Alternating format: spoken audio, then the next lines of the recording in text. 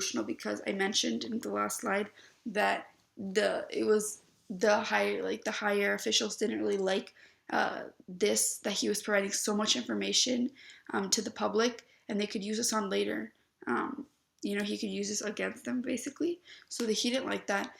So because the higher officials didn't allow knowledge to the public, it was really advanced and it was evolutional because it had information on basically everything, given not most of it, but a large amount of it was incorrect because they didn't have the materials or anything to figure out what was exactly right, as they didn't know. They only put down what they knew, but it was still very advanced, and this helped people access knowledge to what they needed, and it helped kind of make the entire public smarter in general.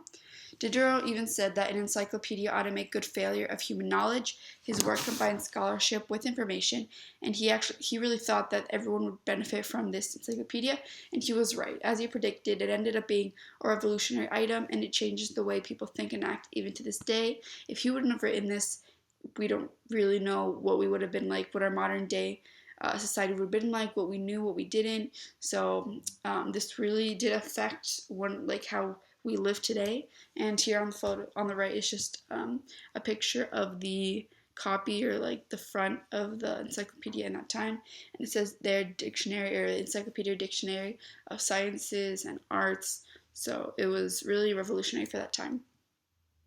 So what were salons? Salons were invented in Italy, but they quickly spread to France because this change was all throughout Western Europe. And the word salon comes from salon or sala, which is a large room used for hosting. Salons were just gatherings of people, and they generally consisted of a close circle of mostly high-class citizens, but not necessarily people like like kings or high officials. More people, high-class citizens, as in philosophers and scientists, and people who had more knowledge. And they were generally hosted for about two reasons only: to either please or to educate, which was a quote from Horace, or to amuse and refine the taste and increase the knowledge of guests. So this is basically just a group of learning, and where they could exchange ideas and theories and just evolve that. And the paintings today, as you'll see in the next slide, they kind of show very classy and just educated meetings where everyone's sitting down, but they weren't really an accurate representation of what the salons were truly like, because they were debates. Not everyone, it was no way violent, however, they weren't so neat, I guess. They were messier, and they had people basically exchanging ideas every second, and they were the very heart of the philosophical community and the age of conversation.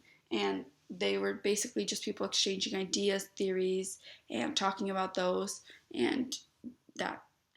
And they basically taught us, they really helped people, generally philosophers specifically, come together to share ideas and theories. They represented and embraced intelligence, creativity, science, and modern ideas.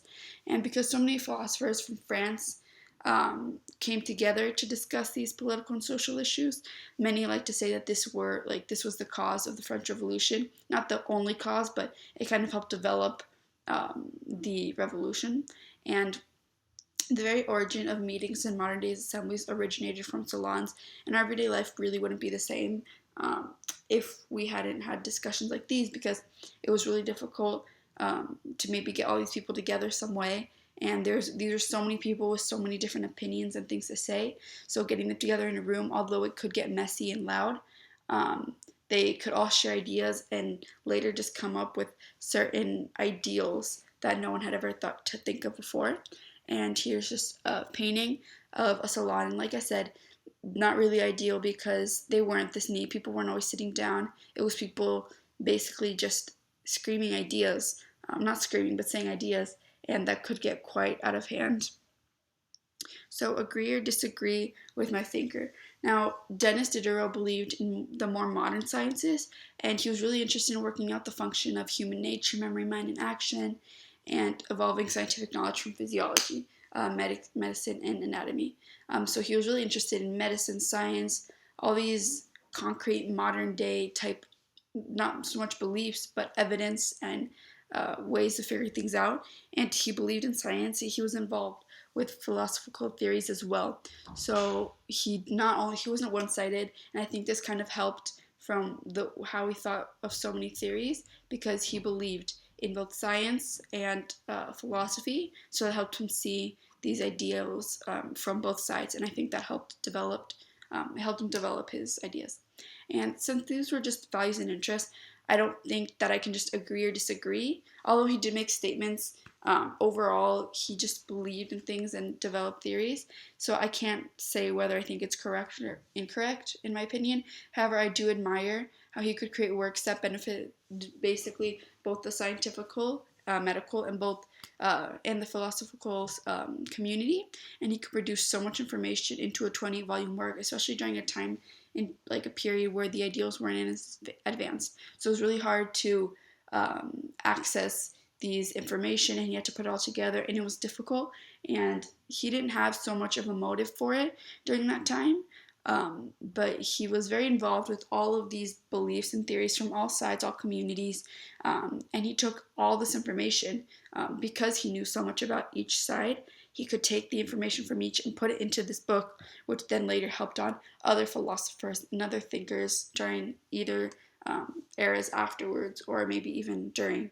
Um, so, although many of us don't notice it, all these Enlightenment figures, especially Diderot, he had a great impact on, or they all had a great impact on what we know today. The way we see and evaluate things are all traits learned by his theories. So I think if I had to agree, I think I do agree. But there's not much to agree with, but I do believe it was amazing what he did and how he could produce this work with such little resources during that time. Um,